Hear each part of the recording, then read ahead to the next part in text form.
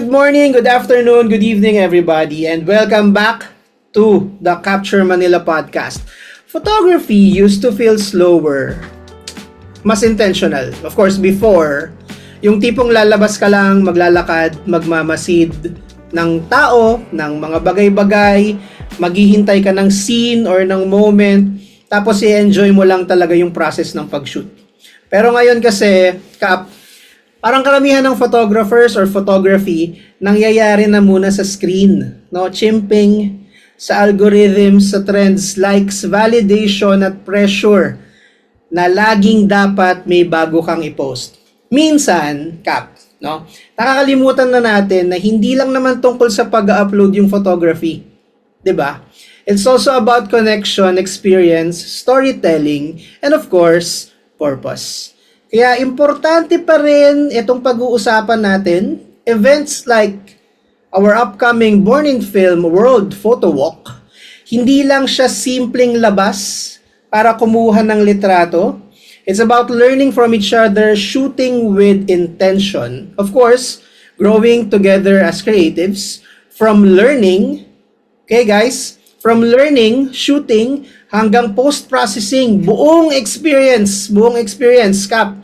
And this year's theme, of course, shoot with purpose. Sobrang relevant ngayon kasi magandang reminder siya na bumalik kung ano yung dahilan kung bakit tayo nagsimulang humawak ng camera. So, today's episode is for photographers, creatives, and even beginners who've been wanting to experience photography outside the screen and inside an actual community. And today, I would like to welcome, kasama natin si Franz Lopez to talk about the upcoming Born in Film World Photo Walk happening this May 23 up until 24, Saturday and Sunday. Of course, alamin natin ang importansya ng komunidad in photography and why shooting with purpose matters now more than ever. Here with us again is the founder of Born in Film, Franz Lopez. Sir Franz, hello, good evening. Hi sir, magandang gabi. Hello po. Sige. Hello po sa lahat na nanonood. For those people who may not know you yet, sino ba si Franz Lopez? Can you tell us about yourself and your journey into photography and paano tayo napunta sa Born in Film? Okay. So, actually, I started photography when I was 10. So, napakabata ko noon and I was exposed to photography through my dad, who was a photographer. And growing up, yun, na-expose ako dun sa mga cameras niya. And at the same time, I got curious about photography and it somehow drew me to this passion thing na nakita ko. And he introduced me to photography on a different aspect kasi as we all know, if you want to experience photography, more on more on the creative aspect, and at the same time if you want to do photography now, very accessible na lahat, especially yung learning aspect niya.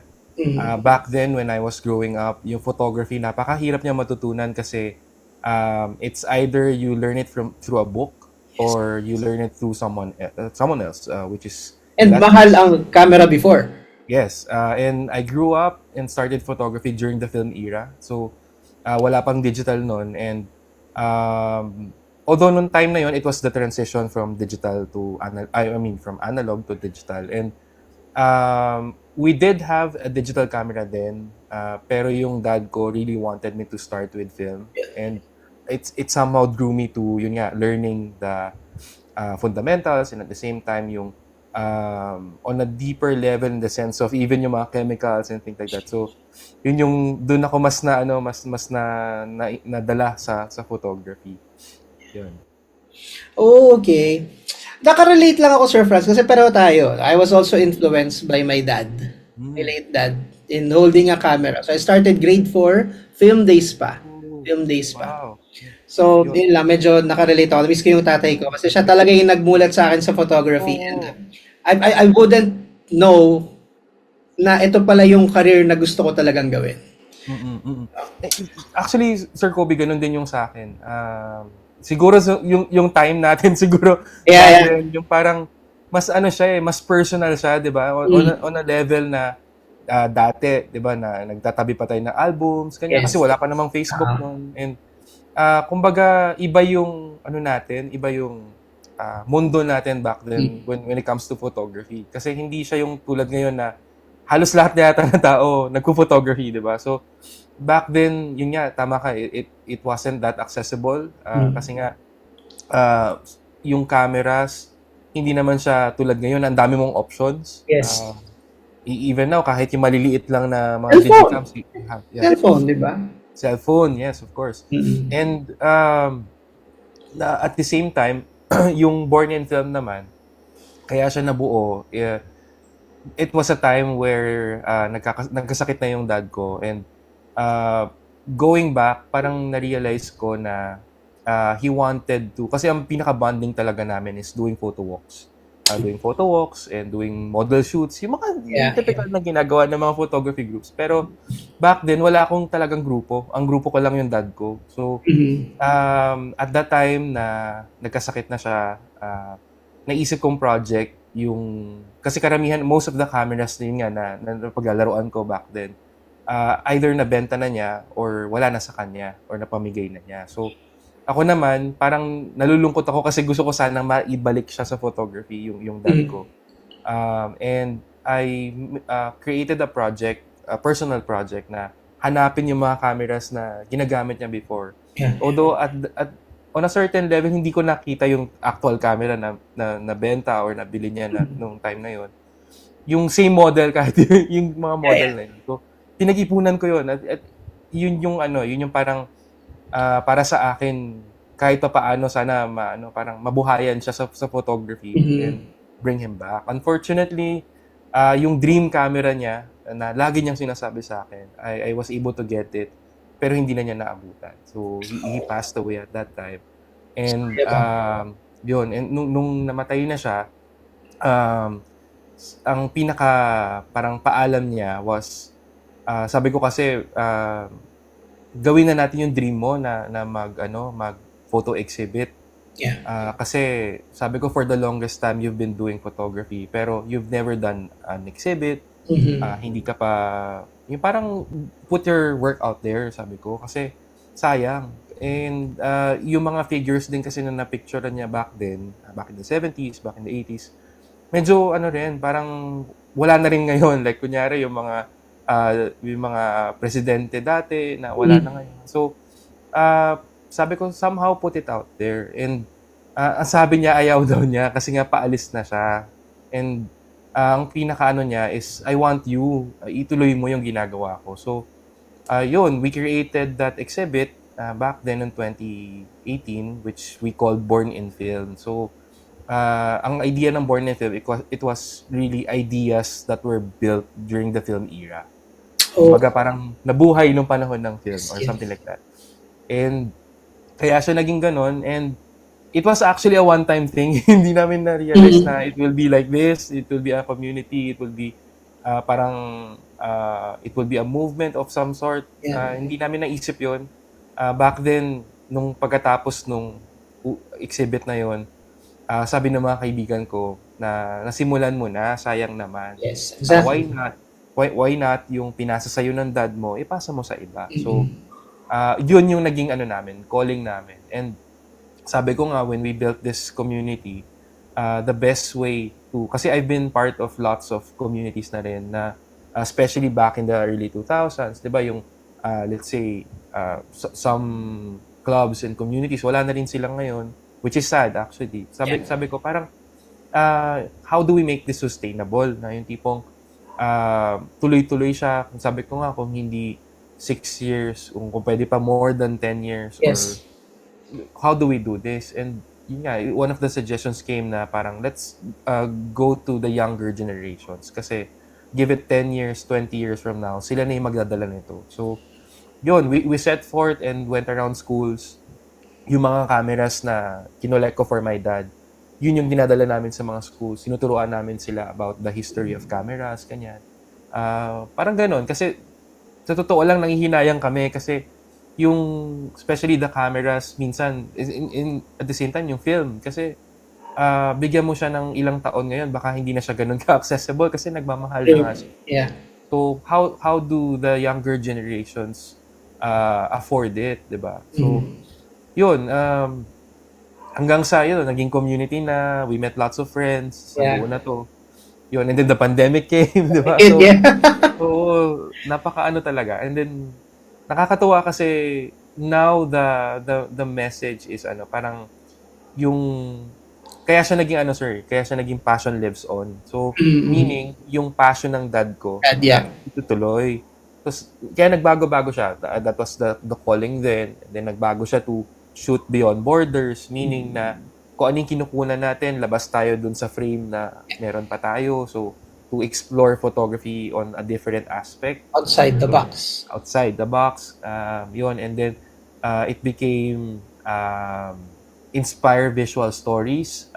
Kumbaga, parang makapag-inspire tayo ng mga tao na wag lang mag-shoot but to shoot photos na nakaka-inspire ng iba pa to continue photography.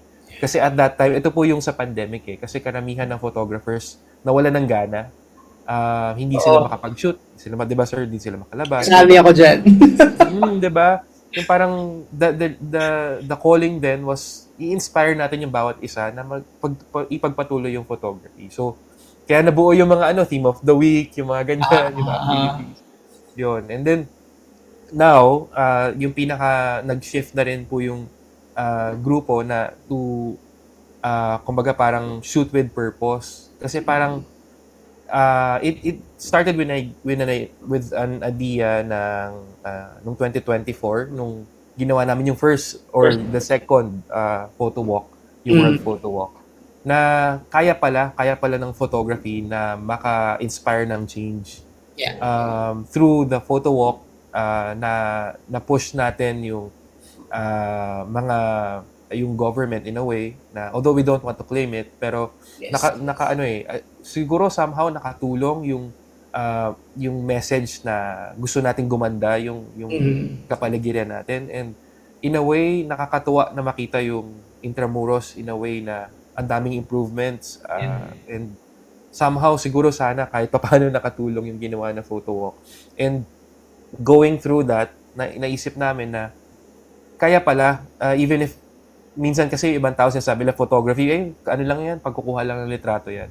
Hindi nila Yeah. naisip in a way na yung ginagawa natin as Yeah. photographers, it can really inspire change. That's true. So, kumbaga, yung shoot with purpose, meaning yung kinukunan natin, nagkakaroon siya ng halaga Yeah. in the long run. Yeah. So, ganun po siya. I was about to ask no, kung ano yung nakapagpastay sa'yo sa photography, but I guess you already Yes. answered it, no? And these are the stories that are really, really, really personal. And well, of course, most of us we live with it, no? Sige, for those people hearing about the Born in Film World Photo Walk for the first time, Sir Franz, what exactly is it and what makes it different from a normal photo walk? Okay. So, siguro balik muna tayo sa 2018 when we Yeah, yeah. 2019, sorry, when we first did the if you're familiar with Scott Kelby's Worldwide Photo Walk. So doon po nag-start 'yon, and we realized na maybe we can do something different. Yung kumbaga kasi ang sa Scott Kelby's Worldwide Photo Walk, it happens in different places around the world. Ang idea naman starting a new one was parang if we want to start something na movement around the world, parang we can get rid of the name Scott Kelby. Yeah, Why yeah. not share it with everyone, not through a name. So Mhm. naisip namin yon, and then at the same time, instead of instead of it happening in different places, why not invite everyone here to the Philippines? In a way, makakatulong din tayo sa promotions ng tourism natin. Yes. At the same time, yung para mas makilala nila yung galing ng Pilipinong photographer. So, it became an invite for the world to come to the Philippines. So, malaking dream yung pag-organize kasi sa totoo lang hindi ko kaya yun mag-isa. And Yes. I'm very thankful na I have a whole community, and at the same time yung mga tumutulong sa Born and Film behind the scenes, especially Mhm. my team, na sobrang galing nila, at the same time na hindi ko ma-realize yung mga naiisip nila na mga improvements saka yung mga pwede pa pala natin gawin. So, to a certain extent din yung mga brands, of course, na tumutulong, at the same time na they're very supportive. Na sabi nga namin when we spoke to yung mga clubs and orgs outside the Philippines, in Singapore, in the US, hindi nila parang naninibago sila kasi sa kanila hindi ganoon yung pag sinabi mo photo walk, simpleng photo walk lang. They don't have an event like this. Hindi siya parang dito sa atin sa Pilipinas na may let's say in the sense of the activities here, 'di ba? May Photo Olympics, may Photo World Asia, may ganyan. So sa kanila hindi ganoon, hindi ganoon yung photography. Para sa kanila, it's just simply taking pictures. So pag naririnig nila na you have this, the brand supports this, they have activities like that. So nakakatuwa. And at the same time, one of the things na siguro maganda rin i-highlight for this year is yun nga yung pagtutulungan natin, sir, Yeah. within our community, na Mm-hmm. nagsama-sama tayo, na sabi nga namin, yung World Photo Walk is not it's kumbaga in the sense na si Born and Film tumutulong lang siya i-organize, pero ang maganda kasi dito nagkasama-sama tayo lahat. So nakakatuwa na makita na sabay-sabay tayong umaangat as a community. Yes. In an age na, as we all know, syempre, yung industriya natin, constant yung competition, especially with yung sa galing din kasi. Ang dami magagaling na photographers, so naturally, magkakaroon ng competition. Pero yung sa atin kasi, it's more of unity talaga. And yun talaga yung nakikita namin na magandang aspeto na gusto natin mangyari. And especially now na nag-celebrate tayo ng Photography Month sa bansa natin, magandang way siya para mas ma-promote pa yung photography. Na ganun pala, may ganitong klase pala ng photography na pwede sila maging bahagi. Yeah, regarding competition, I guess hindi rin naman talaga siya mawawala. Pero yun nga, yung how you sounded it, healthy, no? Healthy yung nagiging competition, no, with the unity in different communities in photography, no. Now, my next question would be, what can people expect during May 23 and May 24? And also, personally, Sir Franz, ano yung pinaka-excited ka about this event? Okay. Actually, it happens on 2 days nga. Yeah. Yun, sir. You mentioned 23 and 24. So, 2 araw po siya. Originally, 1 araw lang siya noong 2018. Noong 2019, ginawa namin siya ng 2 magkahiwalay na weekend na magkasunod. Although, kumbaga parang logistics-wise, medyo mahirap siya. This year, niisip namin gawin siya 2 magkasunod na araw. And for the highlights, I guess, in the sense na yung Intramuros kasi has a different vibe. Kapag umaga, iba yung ganda ng Intramuros. Kapag gabi, iba rin yung ganda niya. So, sabi namin, why not let's do photo walks during the daytime and during the nighttime. So, at the same time, yun nga parang maraming excited na mag-shoot sa Intramuros kasi nga it's known to be medyo mahigpit sila when it comes to photography, but for this day lahat excited na mag-shoot, and sana makapaggawa pa tayo ng mas marami pang parang collaborations with the government, and not only Intramuros but the different areas also, maybe Luneta, maybe the malls, maybe we can craft something na para masimulan yung conversation na yung photography hindi naman siya lahat commercial. So, yes. I guess yung conversation has to start. Yun nga sabi ko nga, di ba sir, when we started the GC, di ba, yung parang ang daming natin pwede magawa kung sama-sama tayo. So, of course, marami na rin na-inspire from before na mga communities and orgs dati na nagpo-push nga ng Photography Free Philippines. Na, Yes. maybe we can, actually, nakakausap ko rin sila Sir Mel, Sir Mel Cortez, yun nga, sabi ko, Sir Mel, pupunta ka ba sa Intramuros? So, he's also very excited. Yes, shout out, Sir Mel Cortez. Sir Mel, Hello. oo. So, kumbaga, parang everyone's getting together na nakakatuwa kasi, yun nga, marami tayong magagawa kung sama-sama tayo. And yung amplification ng boses natin, mas lumalaki. And hindi siya minsan kasi, yung boses, marami siya pero nagiging aggressive. Pero minsan, yung boses natin, it can inspire change kung ready lang tayo makipag-usap at makinig. So, It's true. yun yung I guess maganda rin natin masimulan not only through Intramuros but sa mga government entities and even yung mga private companies also, like yung mga malls, yung mga parks, na if they will be more open to listening, maybe we can inspire a different level of let's say tourism or a different level of parang bringing more people in those areas. Na photography can actually inspire that kasi imagine mo yung mga in terms of virality, mas mabilis pa nga mag-viral yung photo compared sa video. Kasi pakita lang nila sa feed nila, ma-viral na siya. So it can actually inspire more like that. So yun yung maganda kasi sana nga rin Sir Kobe, mas marami pang sumama na community sa atin na we're building a coalition, 'di ba nga po yung Yes. sa natin. It's something na we're very excited. It's a movement eh. Yes. So yun nga, kung tatanungin niyo ako ano yung saan ako pinaka-excited, probably yun yung ako pinaka-excited. Yeah. I personally, Sir Franza, from the bottom of my heart, I would like to thank you for starting this conversation with the Intramuros administration. No? So parang, in a sense, for me, parang nagkaroon siya ng light. No? So I think that's a good start for everyone who's really into the community and into photography. Also, syempre, if some would want to do videography too, I mean, I guess, pwede na rin natin isama. No? Yun. Yun sir, I'd like to also thank you sa mga clubs and orgs, and of course, naman po. Capture Manila for heeding the call of Bordenton to join the movement. So, from the bottom of our hearts also, sobrang thankful po kami na kabahagi po kayo at part po tayo nitong event natin next week. Yes, pleasure is ours, Sir Franz. Now, yun nga, ano bang meron sa 23-24? Do we have workshops? Do we have, of course, photo walk?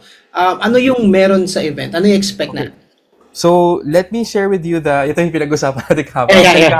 Kahapon lang siya na-finalize. So, dito sa podcast mo, yung pinakaunang Sige, oy! So, jot down ko din yan. So, actually, yung schedules po, medyo marami nga nagtatanong, nag-message sa page, yung parang, kailan kayo maglalabas ng schedules, kailan kayo maglalabas ng maps, gano'n. Pinahilize kasi namin sila, syempre yung mga brands din, hinihintay nila yung sagot ng mga kinuha nilang mga speakers, yon. And so far, ito na yung schedule. So, if you are looking into doing or joining the workshops, mangyayari po siya karamihan nasa linggo. Although for the first day, doon lang kasi available yung Nikon. So, they'll be doing the workshop on 1 p.m. And then yung Centro de Turismo, it's the new museum in Intramuros. And doon po yung mangyayari. I mean, that's going to be the main stage of the workshops. Medyo puno na yung slots. And doon sa mga workshops, expect natin na magkakaroon siya ng 3 levels. Kasi when we were conceptualizing this, sabi namin, maganda na maibalik natin yung mga photographers sa parang level ng photography na may proseso. So kaya kung titingnan niyo po yung tagline ng event, it's from process to purpose. So kumbaga, yung nga, align din siya doon sa shoot with purpose na in the sense na ini-introduce naman niya yung process. So sa proseso kasi ng photography, di ba sir, meron tayong shooting aspect, meron tayong you have the shooting, the learning aspect, the shooting aspect, and the post-processing aspect. So dun sa learning aspect, dito papasok po yung mga brands or yung mga kaibigan natin na mga brands in terms of teaching photographers the basics or yung kung paano ginagawa yung photography. There will be brands, in the case of Sony, nagagawa ng parang visual story telling na for street photography. Si Radiant will be doing a street photography na aligned sa Intramuros.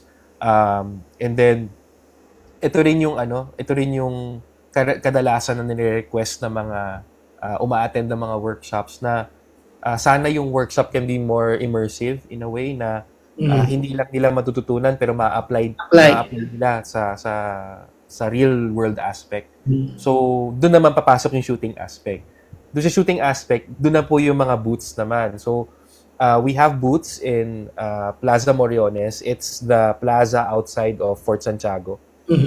And then, andun din po yung booth nyo, sir, di ba? So, we share the space with the community. So, meron din pong area for communities. And I believe they also have activities within their booths na if you go there, makakakuha kayo ng sticker to get your passport stamp. And at the same time, I believe meron din, sir, mga promos, giveaways. Maraming giveaways. Of course. Pagkaalam ko, maraming giveaways yung lahat ng brands na kasama. Kasi yun yung nirequest namin sa kanila. So, if you go there, may mga activity siya. And it's similar to, isipin na lang natin na yung Intramuros, kinonvert natin into a theme park. Parang gano'n. So, For photography. For photography. So, yung mga booths, yun po yung mga rides na pwede natin puntahan. Parang gano'n. And then, doon naman po sa post-processing side, so, it's another workshop, pero aligned naman po siya doon sa post-processing. So, andito po papasok yung mga devices like for post-processing, yung mga tablets, how tablets are used to post-process photos, ganyan. Even printing, so si Epson po is coming in to teach us how to print, ano yung iba't ibang klase ng papel na ginagamit for exhibits, ano ba yung magandang klase ng papel for in the case of outdoors, yung ganyan. And at the same time, yung mga yung mga bagay. Evening po. Ayan. Yung mami ko. Hello po, good evening po. It's okay. Hello po. Okay. So, sabi ko sa'yo, Sir Fritz, very raw tayo kung ano yun. Okay. Anyway, yun. So, may post-processing aspect. So, dun papasok din yung Apple. Apple is bringing in their Apple computers. Pasara lang, yeah, thank you. Doon papasok yung Apple computers na they'll be teaching us how to use the devices for, kasi isa rin yung sa request na parang yung karamihan kasi they're exposed to yung nga Windows systems, yung sana makatry sila or maybe they're exposed to Apple system. So yun, si Beyond the Box is bringing Apple computers to the event. I believe it's the first time na magkakaroon ng Apple workshop for photography. So yeah, I think so too. Excited na rin kami, sir, kasi they're bringing the devices na bago, like yung parang Apple Pencil for nice. Yun. And aside from that, yun nga magkakaroon ng mga photo walks na i-lead ng mga community. So excited din kami doon kasi may mga specific walks na mangyayari. Aside from doon sa community, si Fujifilm Prints din is organizing a film photography photo walk. So, aligned with Girls in Film naman din. So, excited kami doon. And yung Film Photography Manila. So, nakakatuwa kasi sama-sama tayo. May digital photography, may film. Yes.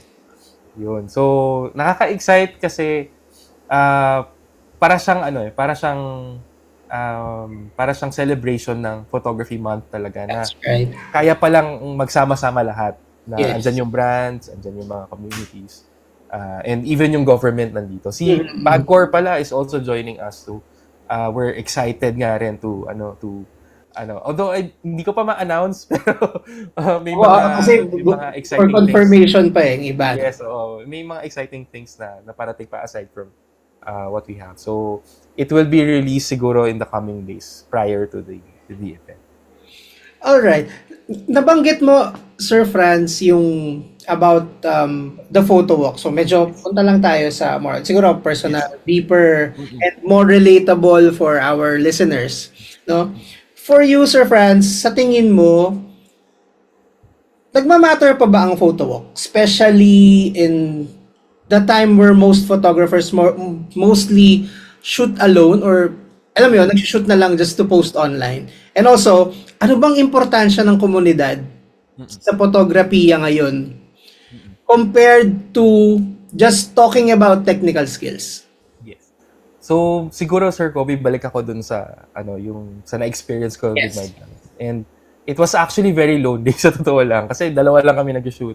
And nung time na na-expose ako sa mga communities, na-realize ko na masaya pala pag marami tayo. And at the same time, iba't iba rin yung mga klase ng tao na nakakasama natin. May in terms of perspective, iba-iba rin. So, yun din yung nagdala sa akin to collaborating within the community.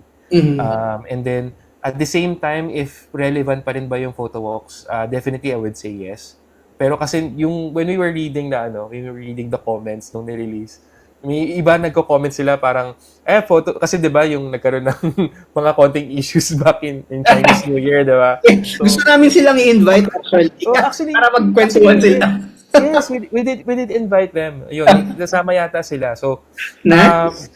yun. So, nagkaroon ng na umuugong ng mga comments and issues. Pero, normal na community.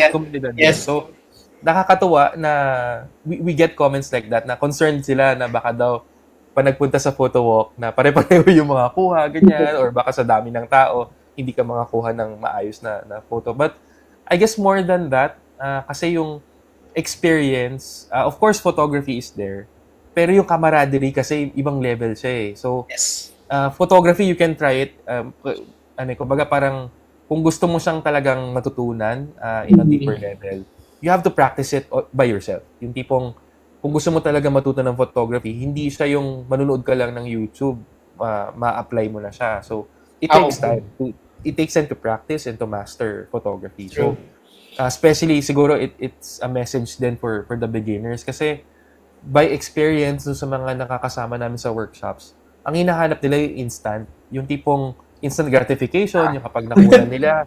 'Di ba sir, yung Magaling ka na agad, no? Oo, yung mga kabataan na yung iba kapag na-try nila, parang they would yung masasabi nila siguro by themselves na ito na yung photography. But yun nga the invite is for them to experience it on a deeper level na yung photography hindi lang siya basta pagkuha ng litrato, it's also communication. So, part of communicating is being with the group.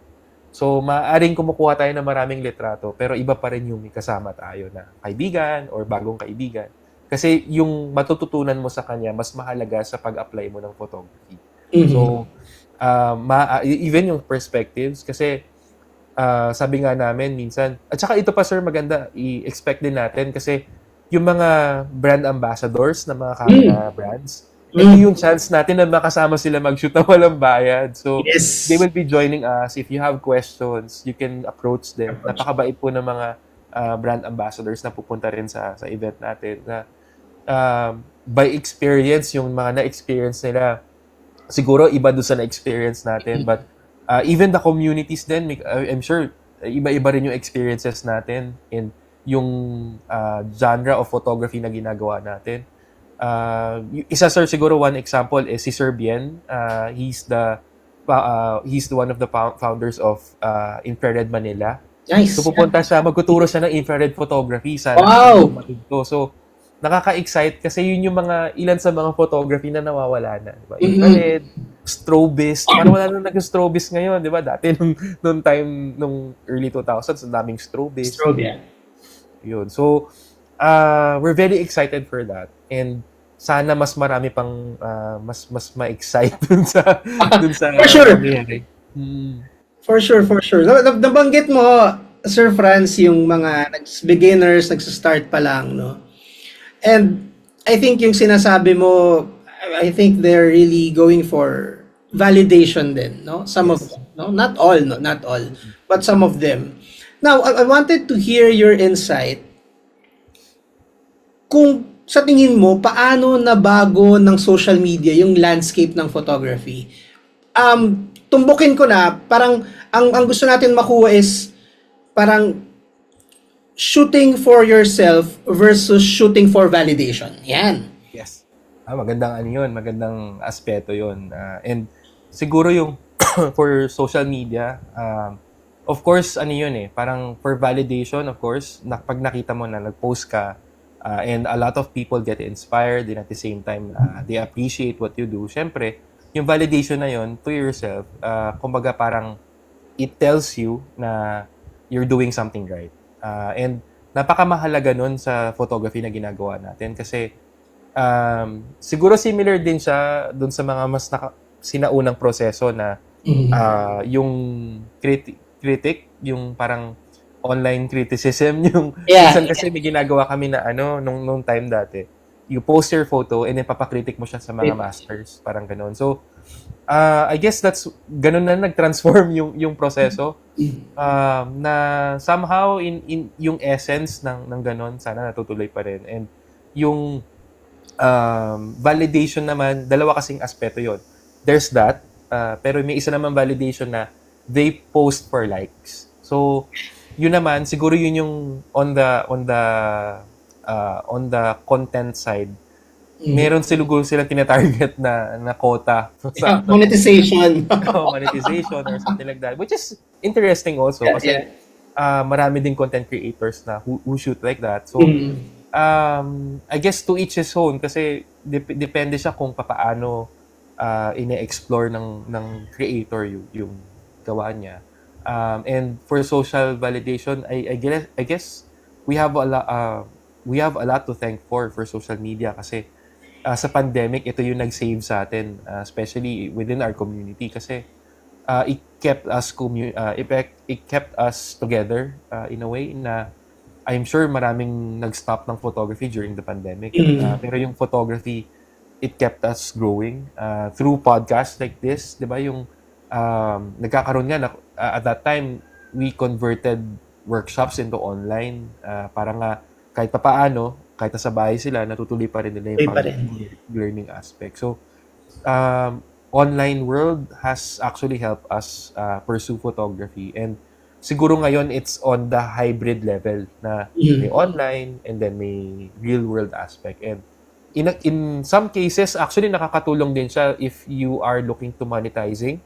I've done workshops on podcasting na tulong siya dun sa mga ibang content creators na baka explore ng other form of monetizations for their craft. So maganda rin siya kasi nabubuksan ng mundo yung photography na hindi lang pala siya basta pagkukuha ng litrato. Yung photography pwede mo siyang i-convert into something more parang monetizable na kumbaga kung wala kang shoot ngayon, you can do content creation na in a way na pag tuloy-tuloy lang yung yung pag-grow mo sa photography. That's right. Gustong-gusto ko yung mga sinabi mo, Sir Franz. Well, it's really, really personal, no? Kung ano man yung reason mo why you do photography, why you share your outputs, and why you share someone's outputs, no? Parang rin talaga siya, no? Yung social media, I think, really affects or really helps the community, no? It's easier, no, with social media. So it's like rediscovering your personal creativity through the community. Now, regarding the event on May 23 and 24, pwedeng bigyan mo kami ng advice, Sir Franz, no, or everyone who will be listening sa podcast ng Capture Manila. What do we need to bring? What do we need to what do we need to wear? No? Ano ba yung i-expect natin? Kasi tinanong ko din to nung nag-meeting tayo yesterday, baka umulan. Yes. And also, sige. Sige, sir. So actually, the advice for the volunteers, kasi nag-usap din po kami kanina with the volunteers and the staff na let's expect na natin na uulan. Para pag umulan, hindi masama yung loob natin. So, i-ready na natin yung sarili natin na uulan. Umulan man o hindi, at least ready tayo, prepared. So, we're posting by tomorrow, i-announce na magdala ng raincoat, rain gear, and at the same time, mga plastic bags for your cameras. And siguro para lang din hindi ma-disappoint yung iba kasi sa totoo lang, if umulan, siguro ilalagay ko yung travel photographer hat ko na sa travel photography kasi hindi mo control yung weather. Yes, rain or shine. It's also a way for us to learn actually kasi papaano ka makakahanap ng magandang shot kapag ganun yung setting, di ba? So, It just so happened na yun nga, umuulan siya. Medyo hassle, of course. Mhm. Pero if we're prepared, it protects us for that. So, as much as possible, we'd like to advise everyone to bring umbrellas and at the same time, raincoat. Kahit yung mga disposable lang na raincoat na pwede mong ipack sa mga bag natin. Magdala ng tubig kasi hindi natin masabi, baka sobrang init Hydration, naman. Oo, hydration. Tapos pala sir will be isa rin yung sa concern talaga namin yung kasi back then naawa kami doon sa ibang participants when we did this in 2024 na yung may nagdala kasi yung team noon ng parang yung galon na may Yeah. Tubig. nagdala kami noon ng tubig. Container. And yung mga participants uhaw na hindi nila alam sa sila bibili. So sinare na namin yun to them. So this year ang plano namin is to allocate areas where they can get water. Nice. At the same time, I believe Canon then is bringing in, I'm not sure if it's sip water or magdadala rin sila ng tubig to address that. Kasi nga, isa rin yung sa pinakamahalaga. Na kawawa naman yung participant kung wala siya access na may inom. Oo. So, yun. So, we're allocating areas where you can get water. Yung, siya, parang 5 gallon na tubig, tapos may, may parang, pwede ka kumuha ng tubig. So, we're advising everyone to at least bring tumblers para makabawas tayo sa basura. Yes. Ng mura. So, magdala po tayo ng tumblers. At the same time, pack light kasi by experience din marami tayo nakasama back then na full battle gear dala nila. So, pawis na pawis sila yon. So, siguro set your mind na you're there to enjoy photography. So, bring only what you need, your camera or your favorite lens. Wala namang competition dito. So, in the case of tinatanong nga kami, do you have a photo contest or do you have kasi yun yung kadalasan na nangyayari, di ba? Photo contest, raffle, ganyan. So, in our case, pinasa na namin siya sa mga kaibigan natin na brand. So, you go there kasi nga para tayong theme park, di ba? So, you go to a booth, you do the thing there sa booth nila. So, isa yun sa magandang i-expect din. Para din hindi mahirapan. Kasi ang hirap, imagine mo maglalakad ka from one point to another point. Tapos ang dami mong dala. So, as much as possible, pack light. And, meron din po tayong, inisip din po namin yung mobility. Kasi throughout the years na ginagawa namin yung itong photo walk na to, of course, photo walk nga siya. So, expect natin na maglakad. Pero, inisip na rin namin yung mobility ng mga kasama natin na, of course, there will be some who will be joining the photo walk na disabled. So, we borrowed the Tranvia of Intramuros. So, magkakaroon po tayo ng terminal in Plaza Roma where it's in front of the Manila Cathedral. Yung terminal po doon where you can ride. You just need to get a coupon para makasakay kayo. And then, dadalhin kayo sa sites. Para hindi kayo mapagod. So, kung mag-photo walk kayo, doon na lang sa site na meron. Kasi malayo po talaga.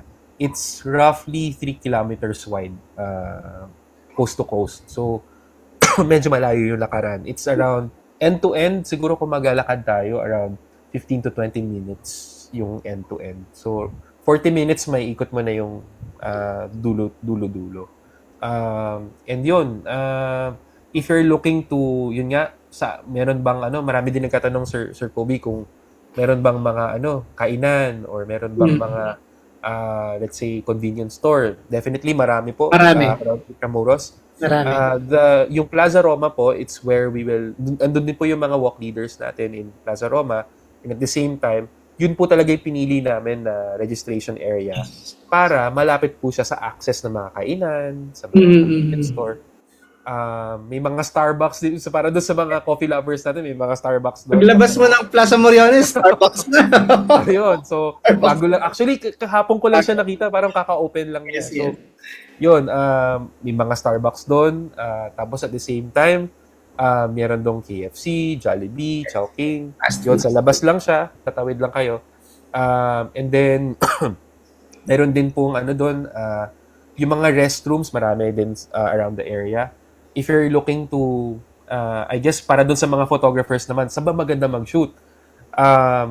Actually, lahat po ng Sir Kobe, lahat ng sites are open to photographers for that day.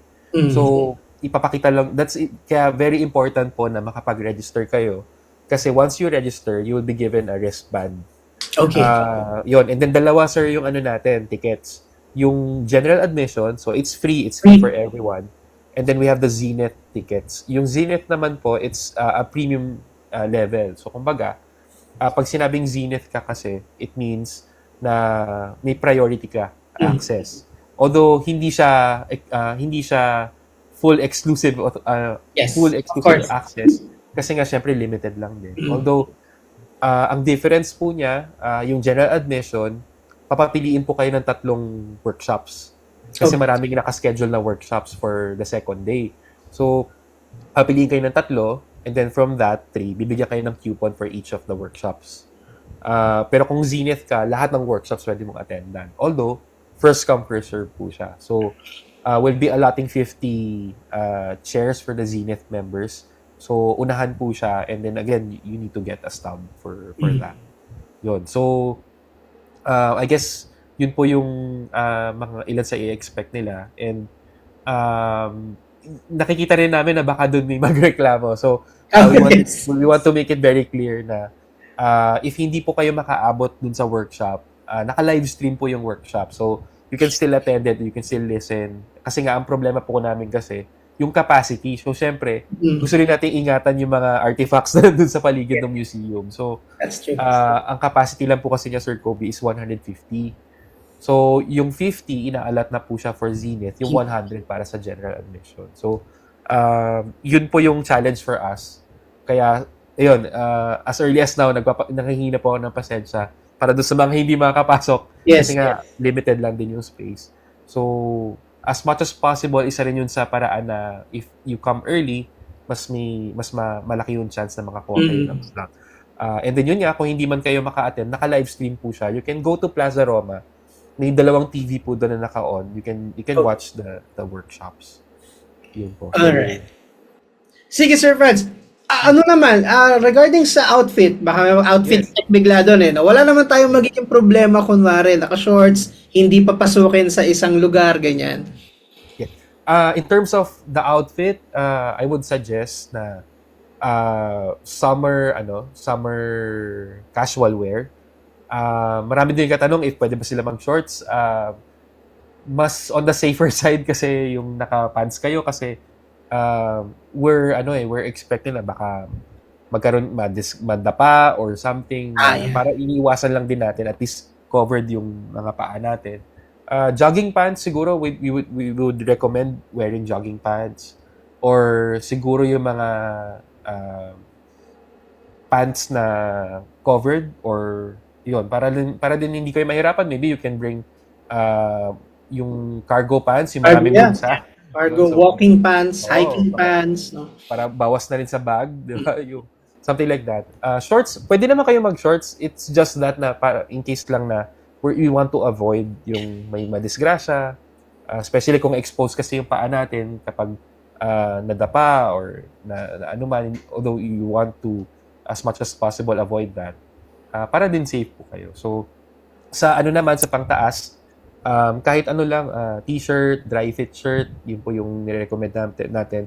Wag lang siguro yung wag lang siguro sando na kasi hindi naman po tayo pupunta ng beach. Yes. So, iwasan lang natin yung sando kasi parang on some sites kasi medyo mahigpit sila sa dress code. So, kahit t-shirt lang na dry fit sana. Tapos, siguro avoid din natin yung magdala ng maiinit na long sleeves or things like that. Pero yun nga, to each his own naman. Kung kaya nyo kaya nyo yung init, yun. Although, yun, at the same time, we would like to advise nga rin to bring rain gear. So, kung meron kayong jacket, at least yung manipis lang para you can keep it sa bag natin. Kasi, mahirap kapag umulan. Yun yung talagang at this point, yun yung pinaka-concern namin kapag umulan.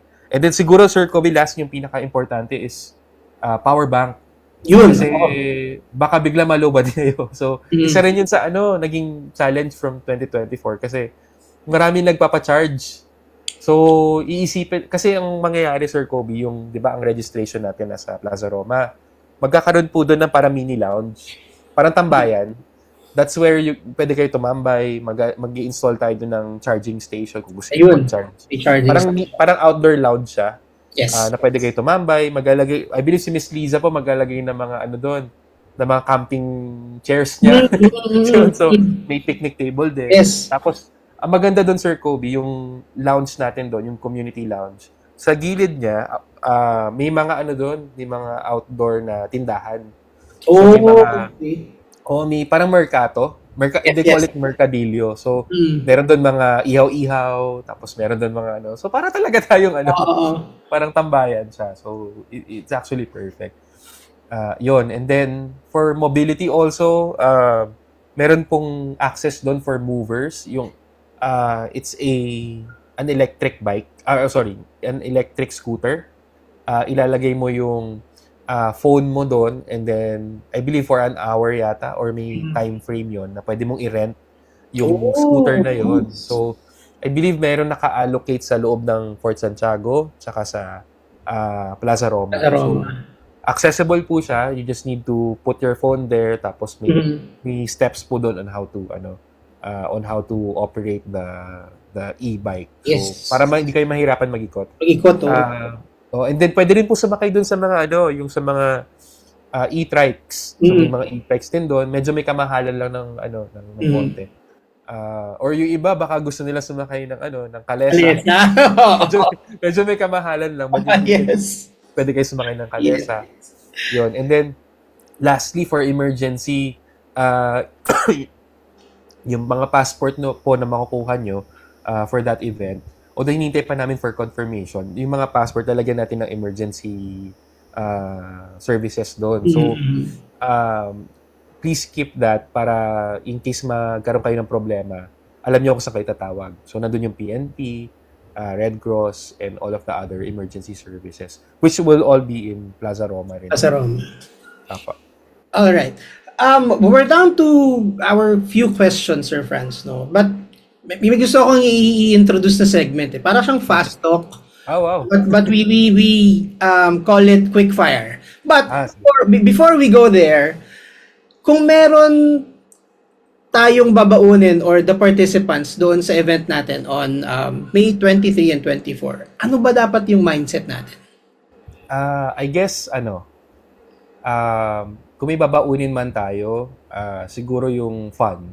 I guess fun would be the best word. Kasi, hindi siya, yung karamihan ng mga nakamiting ko na mga kaibigan natin na brands, tinatanong nila, photo walk, pero bakit meron kayong ganito? Bakit meron kayong ganyan? Yeah. So as much as possible kasi, we want to make it parang more experiential.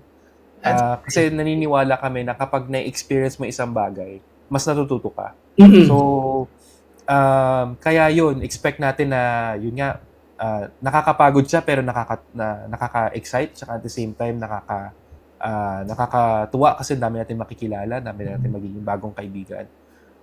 And hindi lang yun, meron din tayong mga performers na perform. So, may banda. May dalawang banda na mag-perform, may choral, yun. So, very excited din ako dun sa opening ceremonies kasi balita ko, sir, magpaparade tayo. Yes. Yun. Yes. So, surprise na lang yun, pero we're very excited for the parade. And then, ceremonial kasi yun, sir, yung ginagawa namin na may smoke na to signify the start of the walk. So, para it's something visually na gusto natin ipakita rin na not only in the Philippines, but sana ma-inspire din yung iba na ma-experience nila yung photography na ganun. Not only here in the Philippines, siguro in Singapore or actually they're already asking. So para natutuwa din kami na they want something like that also. So yun. Ibig sabihin there will be some coming from other countries, tama? Yes.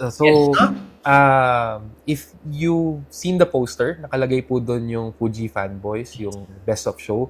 So si Fuji Fanboys, it's the biggest Fujifilm community worldwide. So they're doing the exhibit in the Philippines. Some of the exhibitors are flying in, if I believe it.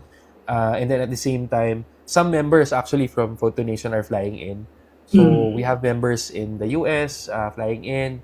I believe meron din po from Thailand, Vietnam, tsaka Hong Kong will be flying in to join the celebration. So nakakatuwa kasi yung iba pinakita na sa akin yung ticket nila. So Oh, wow. Yes. Sure na. so, yes. Sure na. Although to a certain extent hindi naman sila ganun karami as yung local Yes, natin, but nakakatuwa kasi nagsisimula na yung punupuntahan na tayo dito sa gusto nila maging bahagi nung ginagawa natin. Tama. Also, if I may add, Sir Franz, no, isa pang pwedeng baunin or maging mindset ng participants natin is to be open to conversations. Kasi baka mamaya dating ka doon tapos, di ba? Yeah. Sayang yung punta. Sayang. Oo. Ayan. Sige, let's move on to quickfire. No, to quickfire. Just a few questions, no, Sir Franz. Film or digital? Ay, ang hirap. Only one, ha? Only one. Film. Okay. Favorite focal length for photo walks? 50. 50 mm. Most underrated camera? If you have anything in mind. Digital or film? Any. It's up to you. Sa digital, I would say yung yung compact cameras kasi siguro at the same time yun nga ang go-to ko talaga yung mga either mirrorless na Yes. full pack camera. Pero I guess yung something that you can bring anywhere, minsan na na-take for granted siya. Kasi nga it's very accessible. Yes. Sa film din, ganun din siguro yung sabihin ko. Yung maliliit na camera, yun, I'm very excited. Lagi ako may dalang maliit na camera kasi nga, you can put it on your pocket. Ganyan. Yes. Okay, one street photography pet peeve. Ano ba? Pet peeve. Yung ano nga ba? Sige sir, okay lang. Hindi namin ibabash kung ano. Joke. May iniisip ko yung ano ba yung na-experience ko dati na medyo pet peeve. Late. Late. Okay. Yung kapag nag-set ka sir ng time, tapos late siya dumating, tapos ayun, late talaga. Nadating siya after ng ano, no? Yes, tapos na yung event. Photo. Or yung tapos na yung event. Okay. Dream photo walk location. Dream photo walk location ko, Batanes. Wow. Batanes. I haven't been to Batanes yet. Sige. If you have a tip for shy photographers, ano yun? One tip. Okay lang maging shy, pero okay lang din na explore yung pagiging vocal. Kasi ako, I originally mahiyain talaga ako sa totoo lang. Tapos na-expose ako sa ganito and yun nga, na-break ko yung fear ko na. Yes. Okay. Black and white or colored? Colored. Last one, morning walk or night walk? I would say morning. Morning. So morning person ka, sir, no? Okay. Or afternoon. Kasi nahabol ko sunset. Okay. Late din ako gumising. I see. Kaya pala. All right, now down to our closing. Do you have any final message for those people still thinking about joining? And also, you've talked about the registration, no? Where can people follow or register for the event? Yun. So again, for all of those who are watching this, we'd like to invite you to World Photo Walk happening on May 23 to 24. And at the same time, you can go to the website. It's www.bornandfilm.com and then get tickets. Again, there are two types of tickets. May free ticket and then may paid na premium ticket. And at the same time, please do read out all of the mechanics that we posted. Importante po yun para hindi po tayo maligaw. And at the same time, makinig po tayo dun sa mga marshals once we go there. Yes. Especially the walk leaders. Respetuhin po natin sila kasi syempre, kaya nga sila leader for a reason. So, yun, pakinggan natin yung mga walk leaders. I'm sure maraming mga pasaway din, so we expect that also. Pero yun nga, if in case magkaroon kayo ng problema or anything, just go to someone who wears the photo walk shirt and then tell them na you have a concern. So, yun. And we hope na I think bottom line is for us to enjoy. So yun yung sana maiuwi nating lahat na maybe we can do it another time. Yun. And Yes. siguro advance invite na rin, Sir Kobe. After this, siguro sa inyo ko na rin yung unang sasabihin. Sure, sige. Uh, Sa privilege. in August, we're doing World Photography Day. So, it's one of the, kasi si Board and Film, dalawa yung flagship events po natin. Si World Photo Walk and this World Photography Day. So, we're inviting you to join us there. Although yung details, i-announce na lang Yes. namin sa next week. But Yes. advance invite na po siya sa August.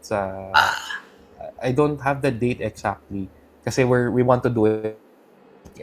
Definitely a call to go back to the roots of photography, which is yung advocacy ni Born in Film na we're going back to where photography began in the Philippines. So, we're reaching out also to the French Embassy kasi sa kanila nagsimula ang photography. So, Yes. they responded on the positive side naman. So, we're excited for that and we're doing an advance invite to Capture Manila also. Thank you. We'll be there. We'll be there. Opo, it's going to be another photo walk, pero yun nga, expect natin na medyo similar to this. Yes. Yun. Alright. August, guys, Cap, something to look forward. No? Maraming salamat again, Sir Franz Lopez, for joining us today and for sharing the insights. Of course, patungkol doon sa gagawin natin na event with Born in Film on May 23 and 24 about photography, the community, at kung bakit mahalaga pa rin yung mga ganitong gatherings ngayon.